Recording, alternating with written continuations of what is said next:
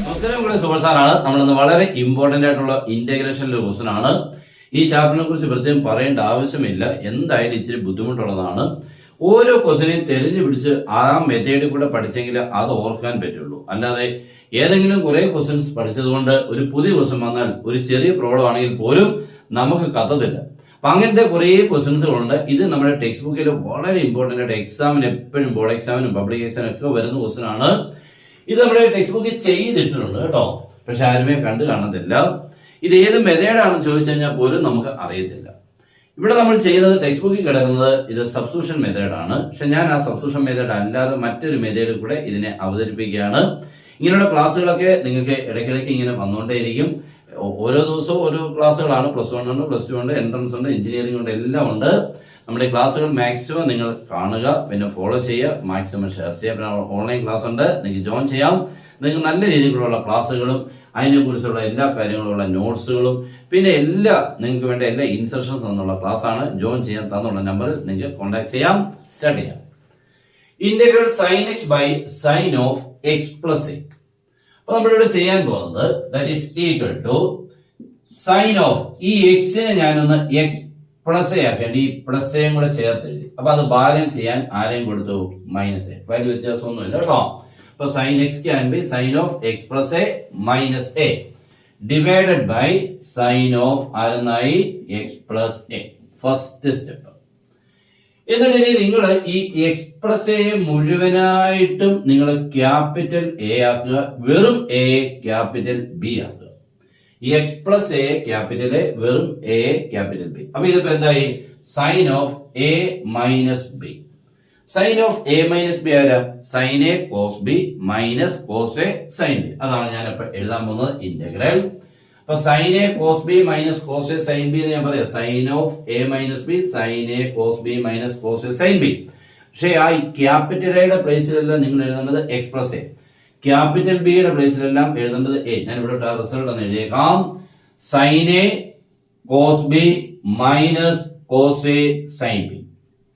P a കാണുന്നിടത്തെല്ലാം ആരെന്ന് എഴുതേണ്ടത്? X plus a. ബി കാണുന്നിടത്തെല്ലാം വെറും എ. അവിടെ അതുപോലെ തന്നെ കേട്ടോ.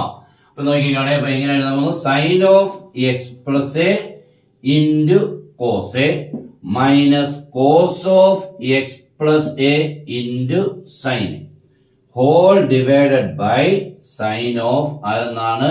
X plus a. അപ്പൊ അത്രയും ഓക്കെ ആയിട്ടുണ്ട്. ഇനി നമുക്ക് നെക്സ്റ്റ് സ്റ്റെപ്പ് ചെയ്യാൻ പോകുന്നത്, ഇപ്പൊ നോക്കിക്കാൻ ന്യൂമറേറ്റർ ഒരു ടേം മറ്റൊരു ടേം, അങ്ങനെ ടോട്ടലി 2 ടേംസ് ഉണ്ട്. ഇത് ഫസ്റ്റ് ടേം, ഇത്രയും second term, whole divide by this. അപ്പൊ ഇതിൽ നമുക്ക് a minus b by c, a by c b by c, അങ്ങനെ 2 ഫ്രാക്ഷൻസ് ആക്കി മാറ്റാം കേട്ടോ. എപ്പോഴും ആ സ്പ്ലിറ്റിംഗ് മെത്തേഡ് വളരെ ഇമ്പോർട്ടന്റ്. ഇങ്ങനെ a minus b by c can be a by c minus b by c എന്നുള്ള മെത്തേഡ്.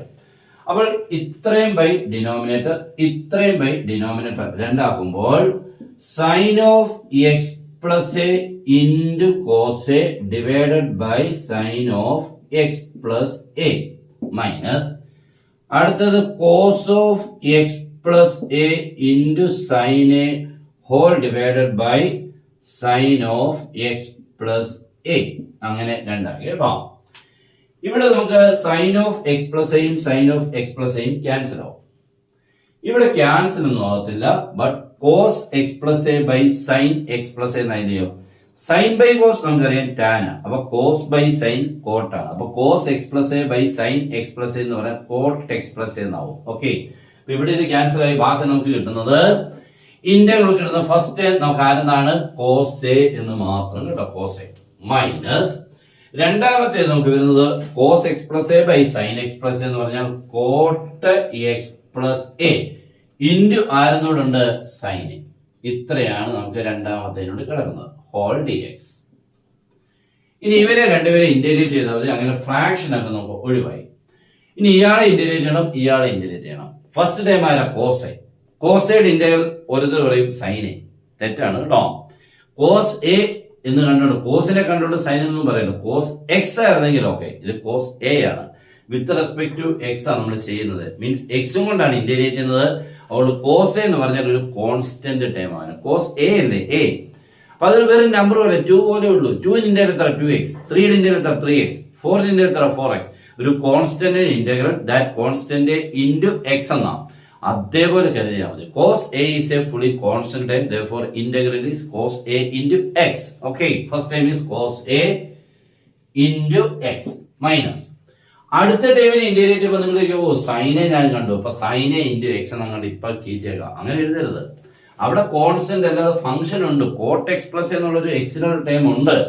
ഇവിടെ എക്സ് ഇല്ലാത്തത് കൊണ്ടാണ് ഇയാൾ ഫുള്ളി കോൺസ്റ്റന്റ് ടൈം, അതുകൊണ്ട് എക്സ് എഴുതുക.